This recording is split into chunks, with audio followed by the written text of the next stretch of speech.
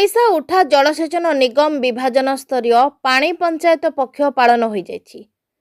कोरापुट दक्षता तालीम केन्द्र रे आज पाणी पंचायत पालन उपलक्षे मानेवर कोरापुट विधायक रघुराम माछ जोगदेई एही कार्यक्रम को उद्घाटन करबा सह मुख्यमंत्री वार्ता को पाठ करथिले ओ ए उपलक्षे शपथ पाठ करा जायथिला एवं एही अवसर रे आयोजित प्रतियोगिता रे कृति प्रतियोगी को पुरस्कृत करा जायथिला।